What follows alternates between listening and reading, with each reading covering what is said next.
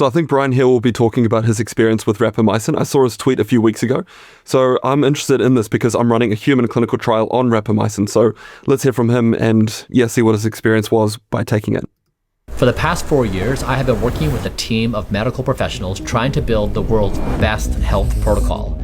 Now in doing this... So I must admit, I don't quite understand this. So I come from a very different background, obviously, to Brian. So I'm a practicing family doctor here in Auckland, New Zealand. And the way that we figure out what the best health protocol is by looking at what the randomized human clinical trials show and then getting the best clinicians together in a room to look at all of that data to come up with clinical guidelines. And that's how we treat our patients. So, that's my background. Obviously, Brian's coming at it from a very different angle. We were trying one of the world's most promising experimental drugs for slowing down my speed of aging. Turns out I was actually accelerating my speed of aging. So I'm really interested to see how he's measuring this. So when he's talking about accelerating aging, he's probably going to be using a biological age kit, which we'll come to in a moment if that's how he's measuring this, because that comes with its own problems. The name of the drug? Rapamycin. Yeah. Here's what happened. Rapamycin was first discovered in the 1960s by scientists gathering a soil sample in a cave on Easter Island. In that soil... So this is actually one of the reasons why it took me about 2.5 years to fundraise for my clinical trial, because you can't patent rapamycin. So it took me a long time to crowdfund the money for my clinical trial, because again, since you can't patent it, there's no money to be made by pharma companies. So it took a lot of very generous people on the internet to get my trial underway. But yeah, you can't patent rapamycin. In that soil sample, they found a bacterium that had powerful antifungal properties. They named that compound rapamycin. Researchers thought it might be the ultimate cure for many fungal problems such as athlete's foot. But before they could develop that further, they also discovered rapamycin was a powerful immunosuppressant. In some cases, immunosuppressants can save someone's life. But for large portions of the population... I mean, credit where credit's due. The editing and the production quality of this video are top notch. Suppressing the immune system can be a death sentence. In 1999, the FDA approved rapamycin's usage for organ transplant patients because of its immunosuppressant properties. This is also another reason why it's been really difficult to get clinical trials underway in otherwise healthy people, because rapamycin's got a bit of a dirty name in clinical medicine because of these immunosuppressant properties. So people are worried that if you trial rapamycin in otherwise healthy people, you're going to be causing more infections, more cancer rates. So again, that's another reason why it's been so difficult. But in the clinical trials that are, such as my one, who are looking at otherwise healthy people to see if rapamycin can be used, the doses used in those clinical trials are much lower compared to the doses used in the for immunosuppressant. So say, for example, if you needed like a heart transplant or a kidney transplant, one of the medications that you'll be on is rapamycin, again at that much higher dose, in addition to other immunosuppressive drugs. The idea was that high doses of rapamycin would stop the body's immune system from attacking the organ that was just transplanted. Even now, this is a major problem, with over a third of transplants being rejected by the body. And while there's been plenty of research, nobody made the connection of rapamycin and longevity until 2009. In 2009, a study in older mice showed that dosing rapamycin increased lifespan for females 14% and males 9%. When they repeated the study in younger mice, they showed that rapamycin further increased longevity. So just on this point, so this study here is from the interventions testing program. So this is really crucial because in preclinical medicine, there's this reproducibility crisis, as in one lab will test something and they'll come up with an interesting result. But then when another lab tries to do the same, methods and testing protocol, they won't see the same results.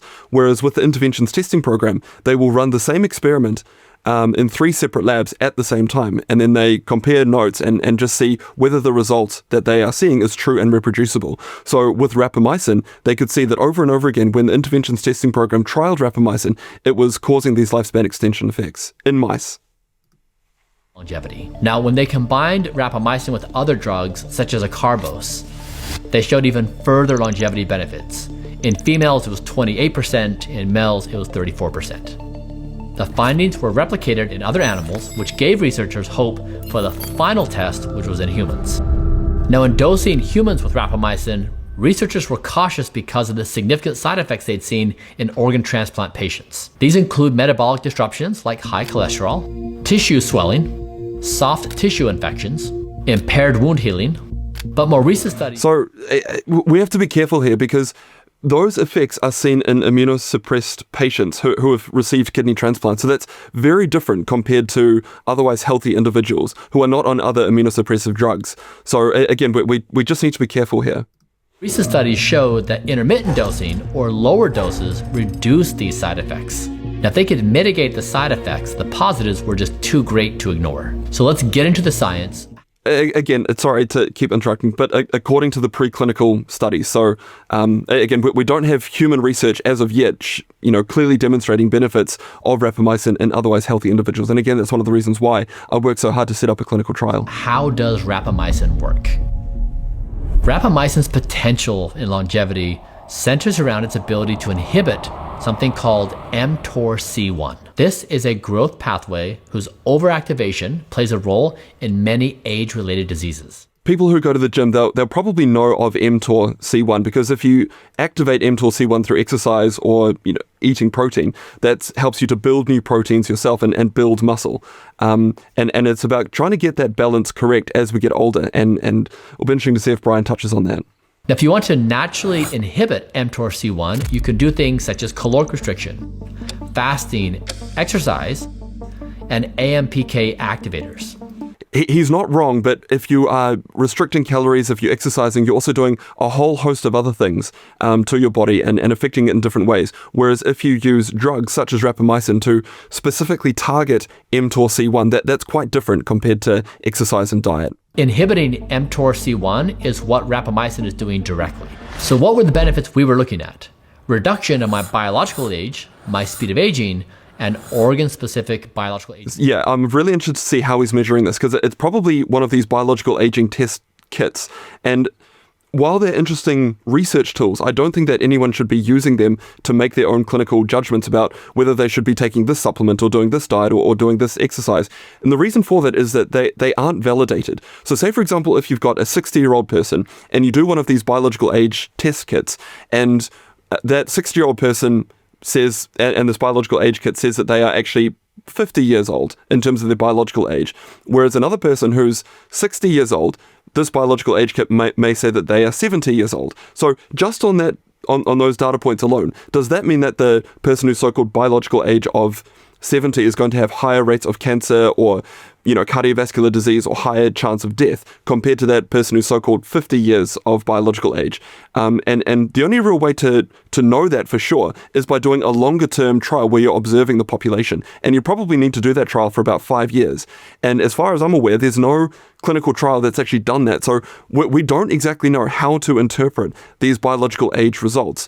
Again, we don't know whether if we target that biological age result and try and do an intervention that's going to lower that biological age, will that truly result in lower rates of cancer or cardiovascular disease? So again, it's an interesting research tool, but there's still a lot of research that needs to be done. And I hope that Brian isn't simply making his decision about rapamycin based on what his biological age test result showed. Organ-specific biological age markers, as well as potential benefits for rejuvenation of the immune system and skin.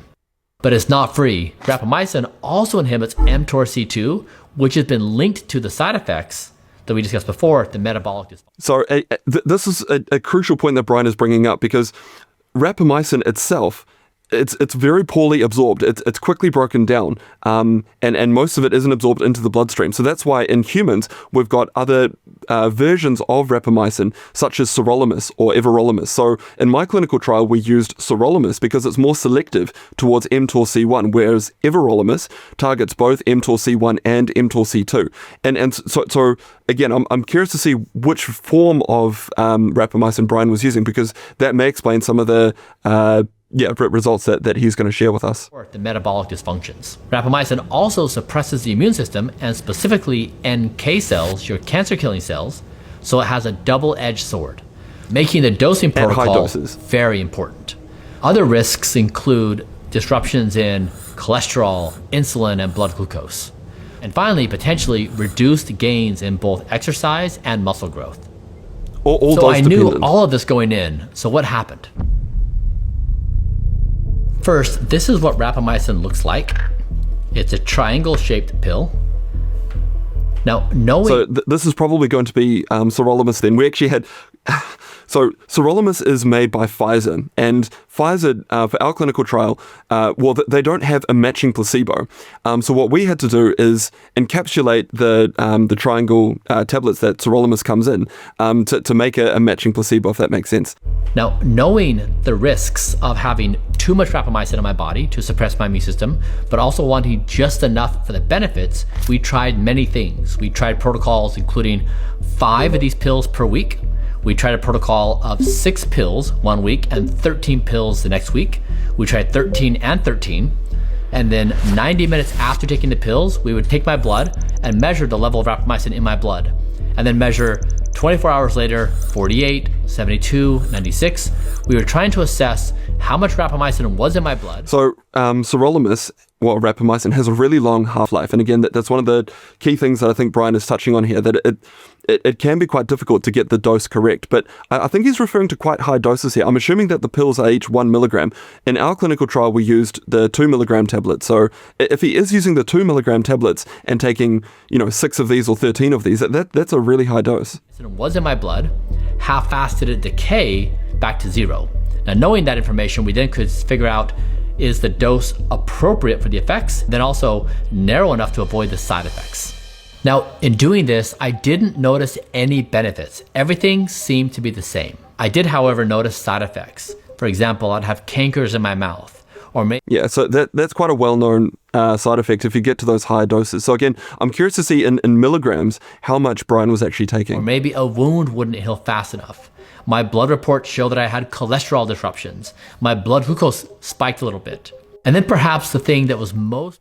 So I'm curious to see how we isolated those, because Brian is obviously doing a truckload of other things to his health. So I'm curious to see how he isolated those effects to rapamycin. Hopefully he touches on that. Because again, if you're testing a bunch of things all at once, how do you know what intervention is actually causing these effects?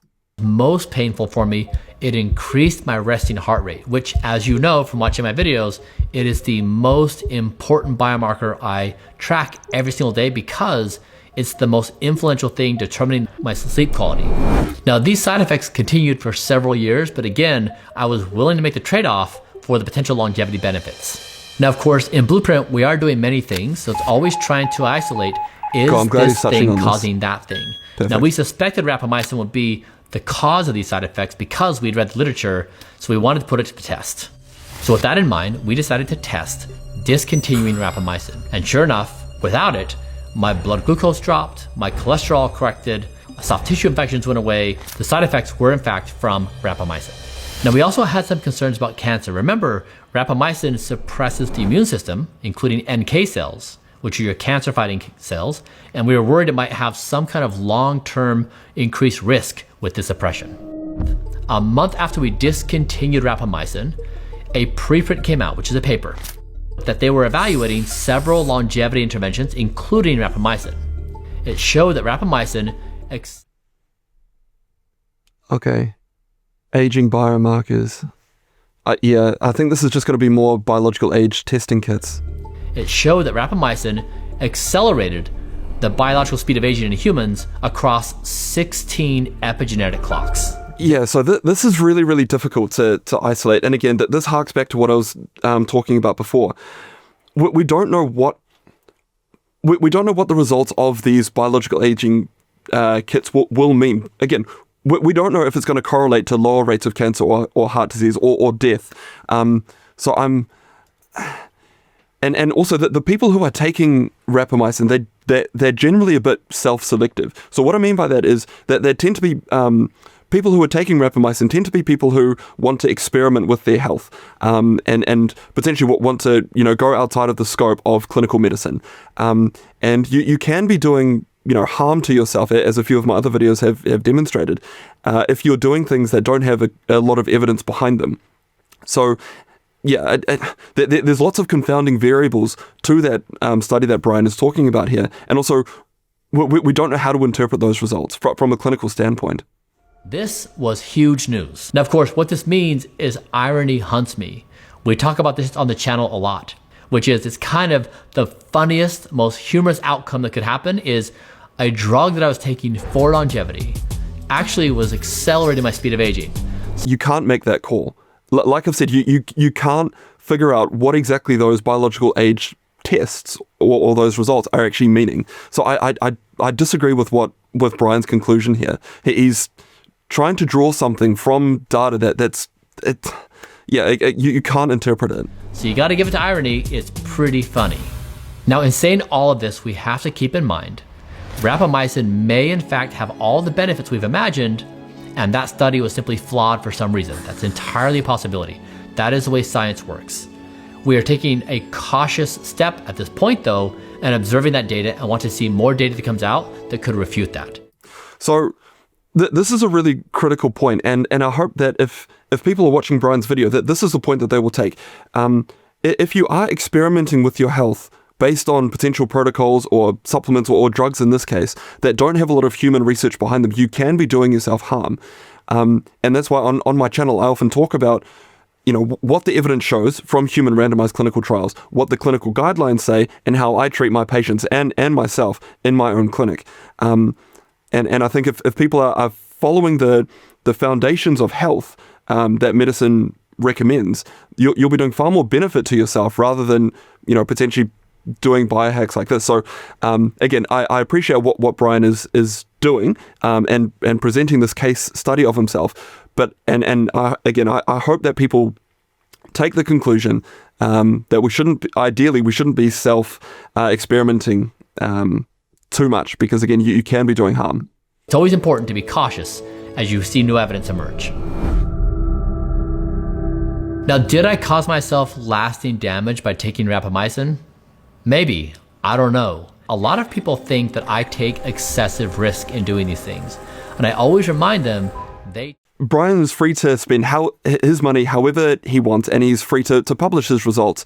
The concern that I've got with his overall approach is that I think some people will say, oh, look, a particular intervention worked for Brian, therefore it's going to work for me. And these are case studies. So medicine doesn't rely on case studies. Ideally, we want to be having human randomized clinical trials. So there's a thing called the evidence pyramid. So right at the bottom, we've got case series and case reports. So this is what Brian is doing in case-controlled studies.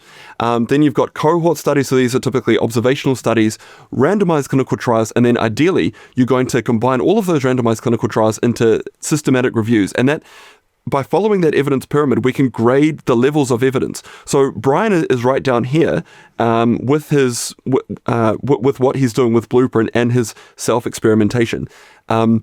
Where I get concerned is that these case-controlled studies, like Brian is producing, in some people's mind, that supersedes the results from randomized clinical trials, which is not the case. So coming back to my clinical trial of rapamycin, what I'm trying to do is figure out, can we use rapamycin to help older adults hold on to their muscle strength and ideally reverse the age-related muscle decline? And we're doing that by getting both groups to exercise. One group is going to take the placebo, and one group is going to take rapamycin in sirolimus form, 6 milligrams once a week. And we're going to be measuring, the primary outcome is the 30-second chair stand test. Now, those results, they're due to come out to me in about a week or two. That will give us an indication as to whether we can use rapamycin to help older adults hold on to their muscle strength or not. And that's a far higher level of evidence that we're producing compared to a case-controlled study like Brian is producing. That's how we grade the levels of evidence. And this is why my logo is a pyramid to represent the evidence pyramid. They too are taking risks. When you eat that fast food meal or you go to bed late, those effects are known. You are accelerating your speed of aging. You're causing metabolic disruption in your body. So this is the game we're playing, was we're trying to figure out, using science and data, which things legitimately slow down the speed of aging and which things accelerate it. Again, it's really important, and sorry to harp on about this point, but it's really important to figure out how exactly we're measuring aging. And right now, I think it's best to focus on hard outcomes. So what I mean by that is death rates, actual death rates. What's happening to new cancer rates? What's happening to cardiovascular disease rates? Those are hard outcomes, rather than what a particular biological age test result will show. Because again, we need to be careful about how we're actually interpreting those results. I consider it to be part of the game. I'm fine with the whole outcome. It's just part of the scientific method. For those of you who are Yeah. So the scientific method is human randomized clinical trials in terms of if we're looking at the levels of evidence and how to assess results. So just because one thing may work for Brian or another person doesn't mean that it's going to work or not work for another person. The way that we try and figure out at a population level and what we as doctors should be recommending to our patients is the results from human randomized clinical trials. We're not going to, and I'm certainly not going to make any, recommendations to my patients based on Brian's report or anyone's report for that matter. And I don't think any doctor should be. So, and just for clarity, I've never taken rapamycin. I've never prescribed rapamycin. I've got no vested interest here. I'm simply interested in what the human clinical evidence is going to show and whether we can take, the really encouraging preclinical research of rapamycin, whether that will translate into humans. That is what I'm interested in. It's a scientific endeavor because if it does, and we can use rapamycin to help, older adults and even younger be healthier, be stronger, reduce cancer rates, reduce heart disease, that's pretty cool. And that's what I'm interested in. And I don't think that we're going to get there based on case reports like this. We need the human randomized placebo-controlled clinical trials. Those of you who are laughing at home, I'm with you, laughing with you. Irony is the love language of the universe. The conclusion here is not to try new things. The conclusion here is to share things, whether they work or whether they don't. In human randomized clinical trials, again, there are so many different variables that aren't properly controlled for in case reports. The way to really shift the needle is human randomized clinical trials. I don't think that we can gain any other conclusions based on this. So again, I don't think people should be taking rapamycin unless it's for an FDA-approved reason, such as, a kidney transplant. I'm really interested in human randomized clinical trials of rapamycin, and I hope that more of them are going to be funded because, the results from the preclinical world, as in my studies, is really, really intriguing. I'm just very worried that people are going to be drawing the wrong conclusion here from Brian's video. That way we all learn.